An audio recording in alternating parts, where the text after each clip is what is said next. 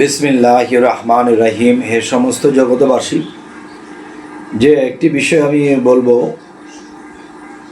যে মানুষ যখন একটা জিনিস ভাবে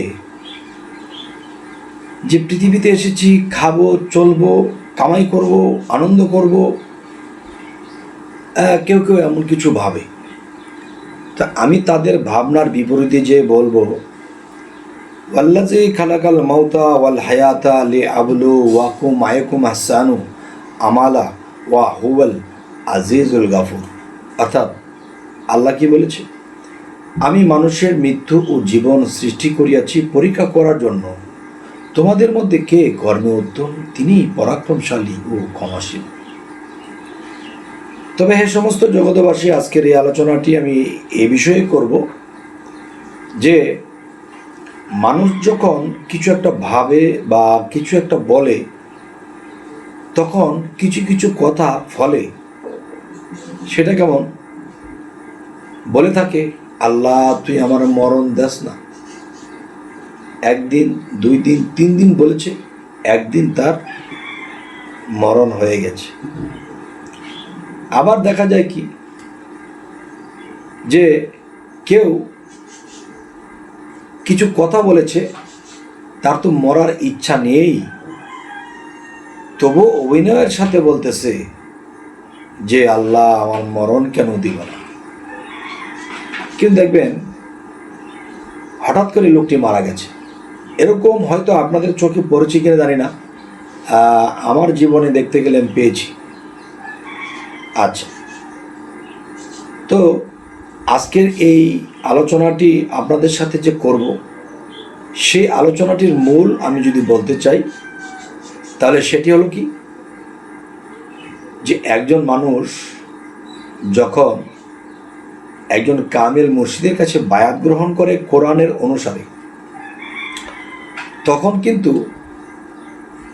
যে সেই ব্যক্তিকে বলে দেওয়া হবে যে তোমার মৃত্যু কবে হবে, কত বছর পরে হবে, কত দিন পরে হবে, এটা তুমি এই সাধনা করলে তোমাকে এটা জানিয়ে দেওয়া হবে।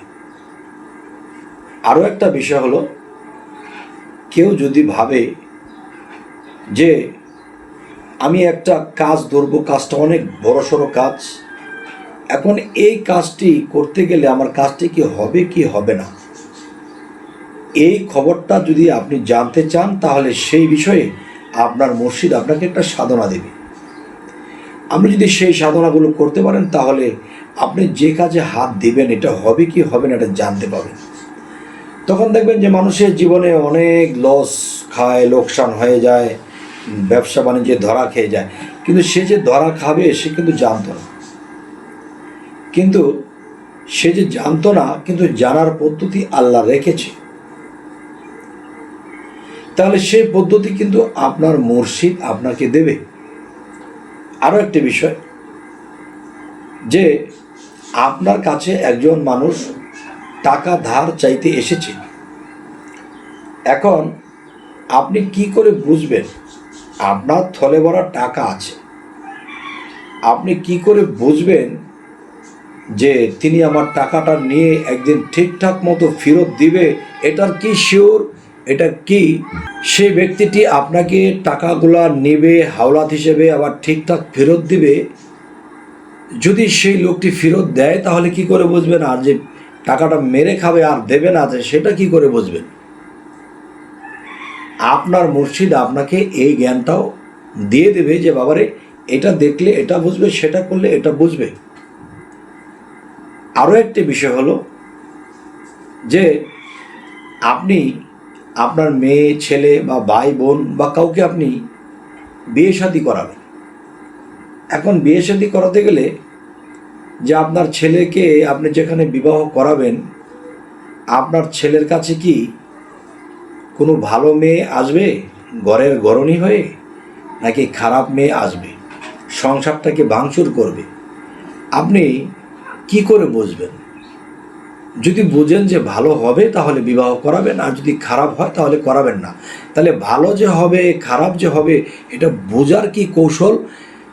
এখন দেখা গেছে যে আপনি যাবেন দেখার জন্য, মিষ্টি নিয়ে গেছেন, দেখেছেন, ভালো লেগেছে, বাস বিয়ে হয়ে গেছে। পরে তো সংসার তছনছ হয়ে যাচ্ছে।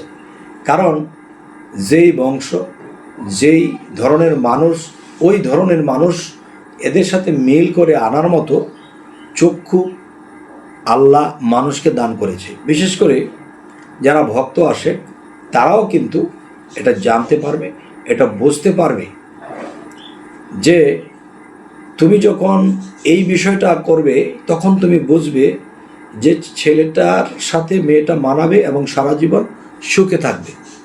এটা কিন্তু আপনার কাছে সাথে সাথে জানার বিষয়টা এসে যাবে। সেটা কি এবং কোন সাধনে এটা হয়, এটাই কিন্তু একজন কামেল মুর্শিদের কাছে জেনে নিতে হয়, যা আমি আপনাদেরকে পুঁজে রূপে দিচ্ছি। যাদের এই বিষয়গুলো জানা নেই তারা যেন যার যার মুর্শিদের কাছে জেনে নেয়। এ হলো একটা বিষয়।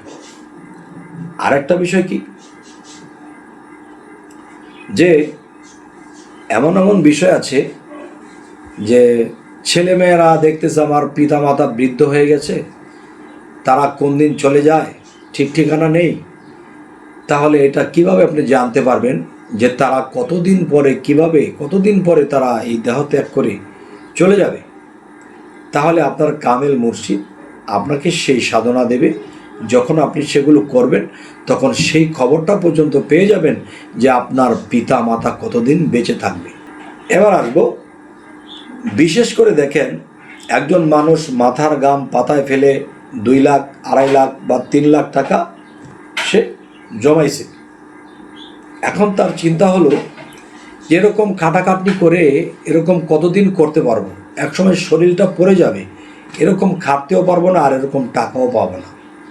তাহলে 1.5-2 লাখ টাকা, 2.5 লাখ টাকা যাই কিছু জমিয়েছি, হয়তো এটা দিয়ে আমি এমন কিছু ব্যবসা বাণিজ্য করব বা এটা দিয়ে এমন কিছু করব, এমন চিন্তা ভাবনা এসে গেছে।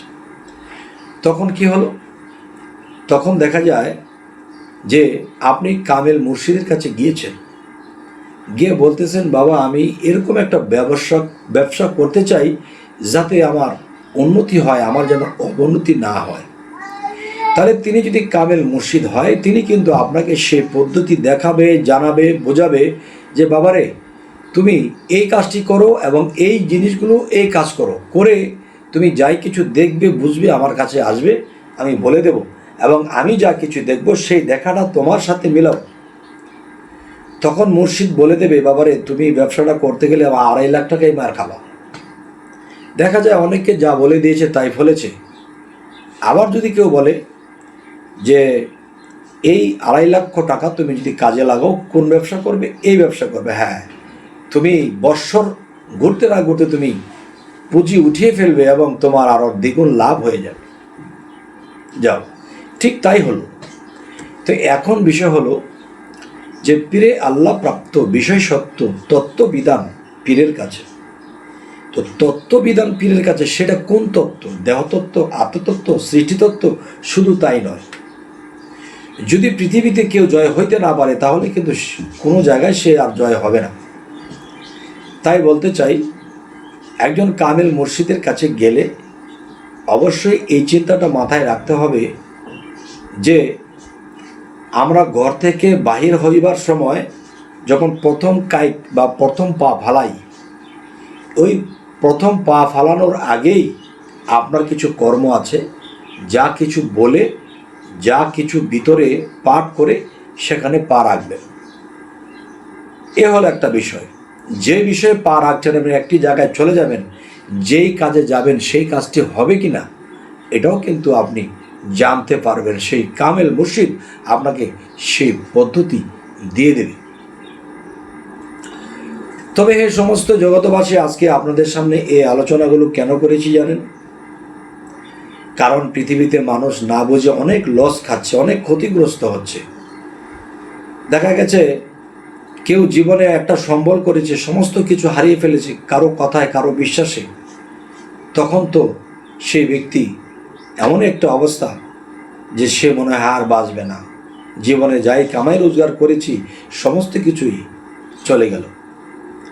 তাহলে আমি বলবো ইহকাল পরকাল সর্বকাল ঠিক রাখার জন্য এই মানুষগুলো যখন যে কোনো একটা পীরের কাছে মুরিদ হয়েছে, আগুম নিগুম খবর পাচ্ছে না, তাহলে তার ভক্তরা কি করে পাবে?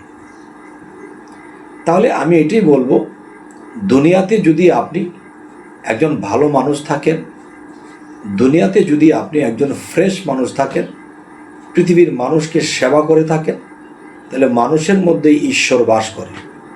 তাহলে সেই মানুষকে আপনি সেবা করেননি, আপনি ঈশ্বরকেই সেবা করেছেন। যাই হোক, এই সমস্ত জগতবাসী আজকে এতটুকু বলেই রাখবো। তবে আজকের আলোচনাটি আপনাদেরকে কি বোঝাতে চাইলাম অবশ্যই জানাবেন। যারা নতুন আছেন অবশ্যই সাবস্ক্রাইব করে নেবেন। সকলেই ভালো থাকবেন। আল্লাহ হাফিজ।